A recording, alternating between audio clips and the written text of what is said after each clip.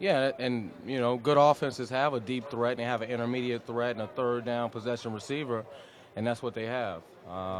Sort of like what New England had when they had Randy Moss and Wes Welker. That's similar to what they have over there in Baltimore. Bolden, but he's doing everything right now. He's catching the deep ball. He's really good in the red zone. He's good on third down. Run after the catch. He's one of the best in the National Football League. So, we're gonna have to know where he is. Talk about your time in Buffalo. What do you enjoy most about My teammates, I do miss those guys. It's tough to see them continue to go through what I went through when I was there for 5 years, especially the guys that I built good, strong friendships with. Guys like Jarius Bird, George Wilson, you know, McGee. A lot of the guys that I really play with, I feel for. But I believe that if a lot of those guys are still there, this upcoming year and years to come, I believe that it should get better, and I hope it does. I think they're close as far as talent. I don't know anything about their coaching staff that's coming in, but I know Russ Brandon.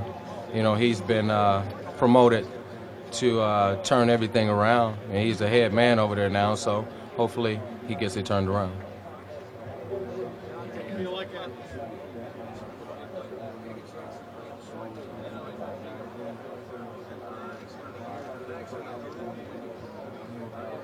hmm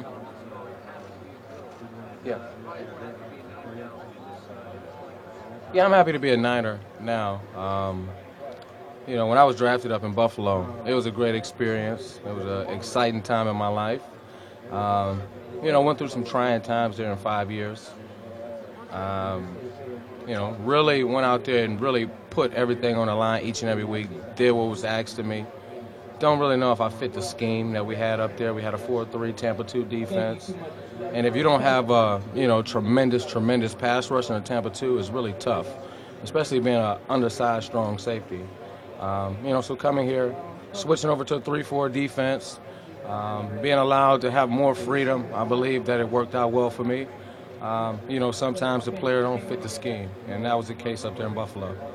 Donte, we feel sometimes that organization didn't quite share your passion for winning. That was never in question. I don't think I wouldn't say that they didn't share my passion for winning. I just know that in certain circumstances, players don't fit schemes.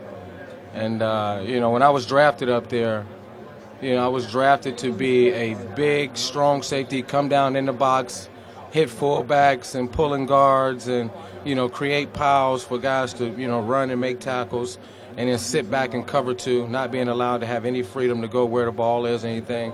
It's a tough way to play football.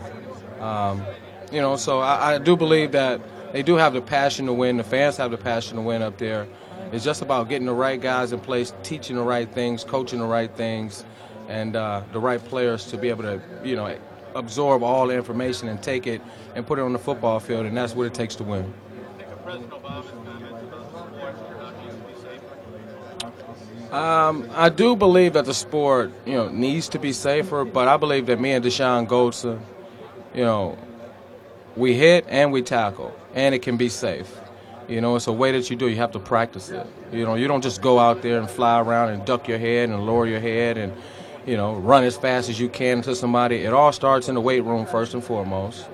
It all starts from lower body strength and technique, and you have to teach it and coach it, like it should be coached. You don't really, have to take kids away from the game of football. I know it's a lot of parents out there that are really nervous about their kids playing football. I would be too. I have a 5-year-old and I have a 6-year-old son, and he wants to play football now, which I'm going to allow him to do. But it's going to start at the youth level, really teaching kids how to tackle. It's really, even in the National Football League, we've gotten away from fundamentals, to where you keep your head up and you lower your base and the right way to do it. So I know in the youth football level, when you watch the NFL players fly around, you think that's the way to do it, when in reality it's not to do it. We're not perfect in the way that we tackle, but, I would say that we're somewhere close to being, the most efficient in the league without trying to go out there and harm players and without harming ourselves. What do you like about Vic Fangio's scheme, and how important has he been Vic Fangio is everything to us on defense and everything to this football team. Um, he's a tremendously hard worker. Whenever we go into a meeting, he knows what the opposition is going to do, what they're going to try to do to us, and how we're going to defend it.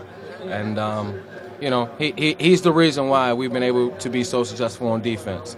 So a lot of players came here, last year, first time playing together. I think Carlos was here for the first time. I was here for the first time. Deshaun didn't know if he was going to come back. It was his first time under, this new defense. T. Brown was his first year starting. So we had a bunch of different guys that had to pick up a lot of information in a short amount of time. And he was able to do that. He's a teacher first and foremost. He's not really a football coach. And whenever you're a teacher and you can explain to the players why we're doing something, it helps on the football field, So he's everything to our football team. He done really been able to shut some people down in the second half of games. I mean, how good is he at making adjustments during games? He's very good at making adjustments, and when he comes down at halftime, he's not yelling and screaming. He comes down, write his notes on the board, tell us what we're doing wrong, who's not playing well, what areas we need to pick it up in, how they're attacking us, and we go out there and get the job done. And he's never failed us, and we believe that he's going to have a great game plan this week also.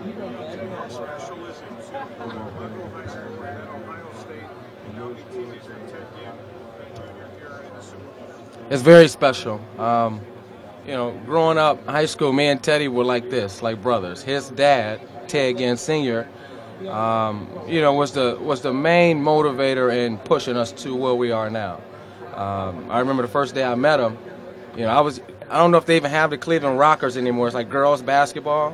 I think I was like in maybe the 8th grade, and I ran into him at a function, and he was like, "What are you doing here? You about to go to John Hay High School?" I'm like, "Yeah." He like, "No, you're not. You're coming to Glenville." I signed up. He called my mom, made me come to Glenville High School, and it was honestly the hardest thing I ever did in my life. The work that he put us through to help us get here, personal trainers. At 8th, 9th, 10th, 11th grade, we had personal trainers. We'll go in 6 o'clock in the morning to work out for whatever sport we were in, go to school all day, take us to a personal trainer for 2 hours, make sure our homework was done. This was 4 or 5 days a week. No school dances, none of that. Protein shakes before we knew what protein shakes were.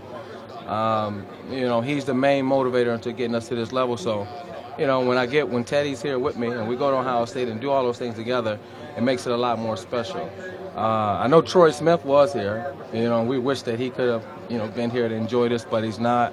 But, it's a great thing, and I look forward to not only being here, but also sharing a Super Bowl and a ring with him.